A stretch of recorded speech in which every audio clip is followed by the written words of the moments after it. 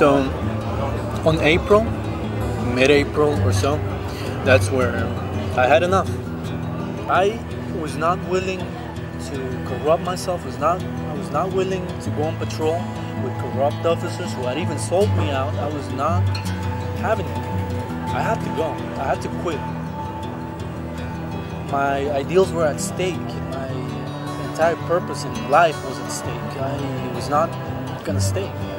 So even after I had left the police force, even after I had done my military service and I had wasted an entire year in procedures to join and having that year wasted because I was not willing to join the army under a bribe because they were asking me for money, the recruiters. I just tried to live my life. I even started my own business with my ex-fiancée. Yeah, we were doing pretty good for ourselves. We were not safe. I was a loose end, but I was ignoring all the red flags. The one who had noticed was my ex-fiancée. She was the one that basically opened my eyes to everything that was going on. I was trying really hard to forget. It all culminated on the 15th of September of 2018, where our pictures were taken while we were out just getting some takeout food. Whilst we were going back, I was thinking about her safety, about her.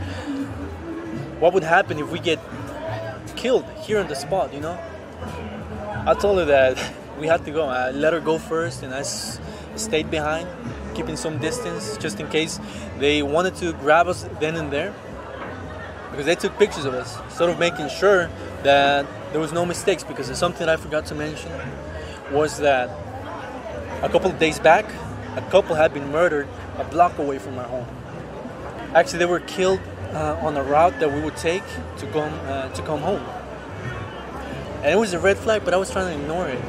But once this happened, and during that same night, we were at home, and they actually shot the house. They shot at the house. Everything just kind of fell into place, and my world just fell apart. I realized the gravity of it. I realized the type of danger we were in.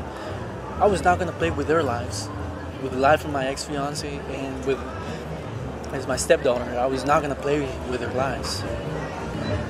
We looked to asylum.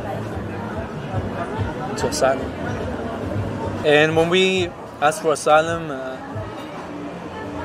me having grown up American, having pledged allegiance to the flag and standing up while doing it every single Monday while I was in elementary, middle school, I even remember even in high school, having experienced the things that I experienced in detention and in that asylum procedure, let me tell you that I was shocked.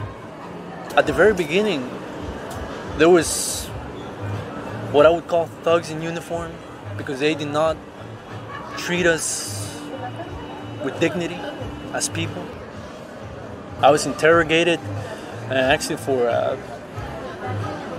I actually lost track of time because they would not let you even look at the time or nothing.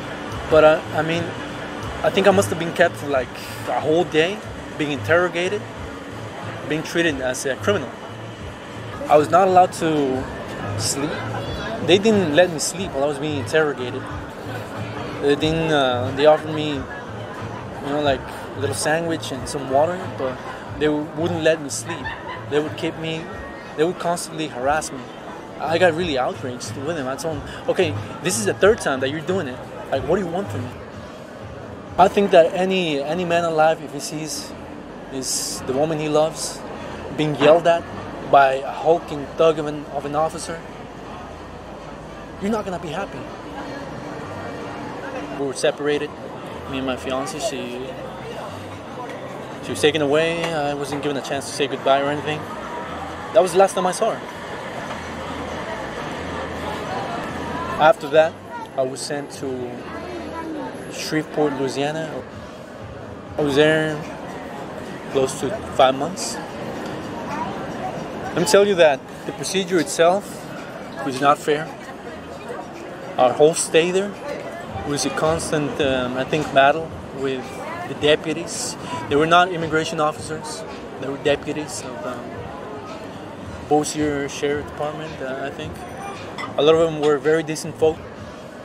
But there were still other officers who had a little bit more authority that made it very uncomfortable for us.